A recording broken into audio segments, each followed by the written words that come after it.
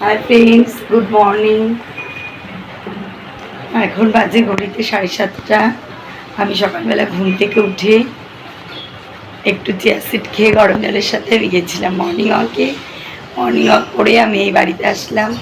এসে একটু ব্যালকনিতে বসে আছি, ভাল লাগছে না। আবার তো সেই রান্না, আবার তো সেই স্কুল যাওয়া, সবই করতে হবে, কিছু করার নেই। আমাদের মেয়েদের জীবনটাই এইরকম, করতে ইচ্ছে না করলেও করতে হবে। যাই হোক, সারাদিন কী করি না করি তোমাদের দেখাবো, তোমরা আমার সঙ্গে থেকো, পরে আসছি। এই দেখো, আমি রান্নাঘরে চলে আসলাম। চিংড়ি মাছ ভাজা হচ্ছে। এটা মনে হয় মাসির বাড়ির কুমড়ো এনেছিলাম, কুমড়ো দিয়ে চিংড়ি মাছ দিয়ে রান্না হবে। আর আজকে তেমন কিছু রান্না হবে না, কারণ আমার কালকের অনেকগুলো রান্না রয়ে গেছে, সেগুলোই আজকে খাওয়া হবে। আর কি বলো তো, আমার সকালে স্কুল, তো আমি ওই জন্য তেমন কিছু রান্না করতে পারছি না। তবু সকালের জলখাবারে এই যে আটা মেখে রেখেছি, আমার যে হেল্পিং হ্যান্ড আছে ঝুমা, ও রুটিটা করে। আমি খুব একটা ভালো রুটি করতে পারি না। এই দেখো, ঝুমা রুটি করছে, দেখো ওর প্রত্যেকটা রুটি কি সুন্দর ফোলে। আমার একটুও রুটি ভালো হয় না, ওই জন্য আমি রুটি করি না।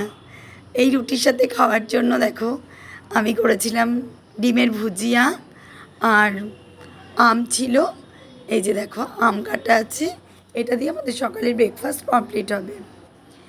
এই যে আমি দুপুরের জন্য যে চিংড়ি মাছ কুমড়ো দিয়ে করেছিলাম সেটা, আর এই যে আমি ভাত করেছি, গরম গরম ভাত।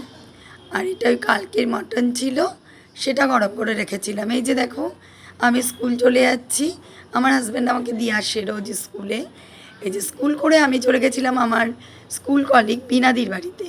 বিনাদির বাড়িতে প্রচুর লাউ শাক হয়েছে। বিনাদি বললো, আসিমা আমার বাড়ি থেকে একটু লাউ শাক নিয়ে যেও।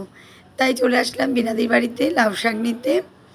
কি সুন্দর বিনাদির ছাদটা, প্রচুর গাছ, ভীষণ ভাল লাগছিল গাছগুলো দেখতে। দেখো লাউ শাকগুলো দেখো কি সুন্দর। এই দেখো, বিনাদি আমাকে লাউ শাক কেটে কেটে দিচ্ছে। এই দেখো, তারপরেই বাড়িতে এসে আমি খাওয়া দাওয়া করে চলে গেলাম। ছেলে আজ এক নতুন ছেলে, ওর বাবা দুজনেই আজ মানে ড্রাইভিং স্কুলে ভর্তি হলো, ড্রাইভিং ট্রেনিং সেন্টার। সেখানে ওদের সাথে আমি আজকে গেছিলাম, নতুন যেহেতু ফার্স্ট দিন, তাই আমি ওদের সাথে গেছিলাম। খুব ভয় করছিল, প্রথমেই রোড দিয়ে চালানো শেখাচ্ছে, আমার বসে থাকতে ভীষণ ভয় ভয় করছিল। যাই হোক, দেখলাম পরে ভয়ের কিছু নেই, পাশে উনি বসে ভীষণভাবে হেল্প করে। এই ছেলে শিখছে এখন, এরপরেই শিখবে আবার ওর বাবা। এই যে ওর বাবা এখন শিখছে। যাই হোক, আমি বসেছিলাম পেছনে, ভালোই লাগছিল, নতুন একটা জিনিস আমি একটু দেখছিলাম যে কিভাবে শেখাচ্ছে, বেশ ভালোই লাগছিল।